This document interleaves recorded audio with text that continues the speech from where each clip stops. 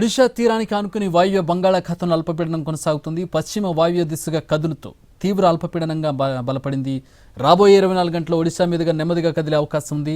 తీవ్ర అల్పపీడనంతో ఏపీలో మరో 4 రోజుల పాటు పలు చోట్ల మోస్తరు నుంచి భారీ వర్షాలు కురుస్తాయని వాతావరణ శాఖ తెలిపింది. ముఖ్యంగా శ్రీకాకుళం, విజయనగరం, మన్యం, అల్లూరి, పశ్చిమ గోదావరి, ఏలూరు, ఎన్టీఆర్, గుంటూరు జిల్లాల్లో మోస్తరు నుంచి భారీ వర్షాలు కురుస్తాయని అధికారులు తెలిపారు. తీరం వెంట 40 నుంచి 60 కిలోమీటర్ల వేగంతో ఈదురుగాలులు వీచే అవకాశం ఉందన్నారు. దీంతో మత్స్యకారులు వేటకు వెళ్లొద్దని, తీరం వెంబడి ప్రజలు అప్రమత్తంగా ఉండాలని సూచించారు. ఇక వినాయక మండపాలు నిర్వాహకులు జాగ్రత్తలు తీసుకోవాలని చెప్పారు.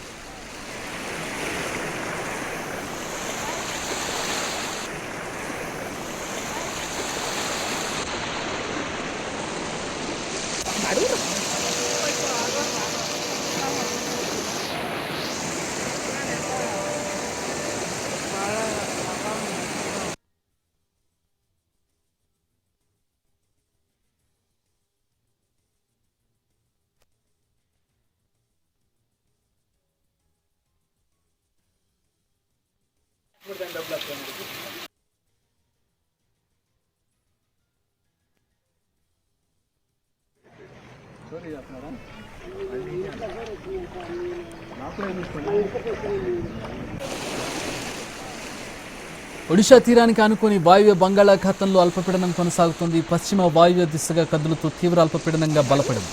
రాబోయే 24 గంటల్లో ఒడిషా మీదుగా నెమ్మదిగా కదిలే అవకాశం ఉంది. తీవ్ర అల్పపీడనంతో ఏపీలో మరో 4 రోజుల పాటు పలు చోట్ల మోస్తరు నుంచి భారీ వర్షాలు కురుస్తాయని వాతావరణ శాఖ తెలిపింది. ముఖ్యంగా శ్రీకాకుళం, విజయనగరం, మన్యం, అల్లూరి, పశ్చిమ గోదావరి, ఏలూరు, ఎన్టీఆర్, గుంటూరు జిల్లాలో మోస్తరు నుంచి భారీ వర్షాలు కురుస్తాయని అధికారులు తెలిపారు. తీరం వెంబడి 40 నుంచి 60 కిలోమీటర్ల వేగంతో ఈదురుగాలులు వీచే అవకాశం ఉందన్నారు. తీరం వెంబడి ప్రజలు అప్రమత్తంగా ఉండాలని, మత్స్యకారులు వేటకు వెళ్లొద్దని హెచ్చరించారు. వినాయక మండపాల నిర్వాహకులు జాగ్రత్తలు తీసుకోవాలని అన్నారు.